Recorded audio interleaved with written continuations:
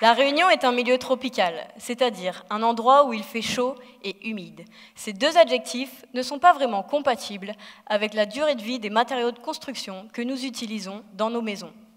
On construit une maison en assemblant des briques, un peu comme des Legos qu'on va empiler les uns par-dessus les autres. Mon travail consiste à intégrer une nouvelle brique dans le mur qui permettra d'avoir des informations sur son état de santé. Pour avoir ces informations, je vais utiliser des capteurs électroniques qui ont la capacité de mesurer un certain nombre de grandeurs physiques, comme par exemple la température ou encore le taux d'humidité.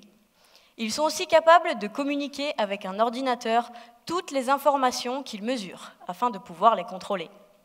Mes capteurs sont donc situés à l'intérieur du mur. Je ne pourrai plus y avoir accès.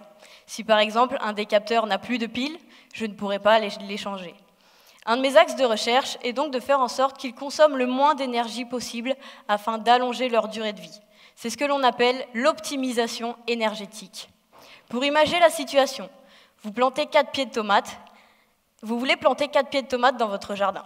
Si vous les plantez à 4 mètres les uns des autres, pour les arroser, vous allez perdre beaucoup de temps et surtout beaucoup d'énergie.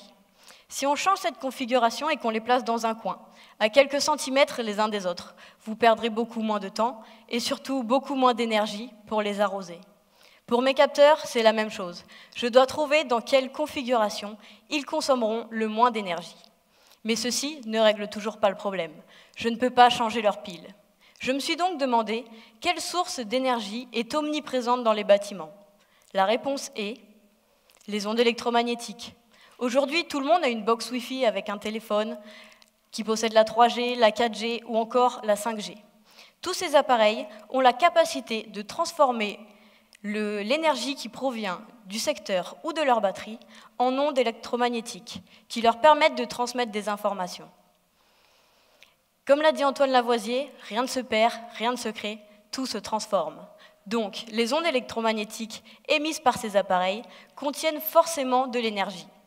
Et il existe un petit système appelé Rectena qui est capable de convertir l'énergie contenue dans les ondes électromagnétiques en électricité. Je vais donc assembler un capteur optimisé énergétiquement et une Rectena afin de concevoir un capteur autonome, alimenté sans pile et sans fil, capable de relever des informations dans n'importe quel milieu, comme par exemple à l'intérieur d'un mur.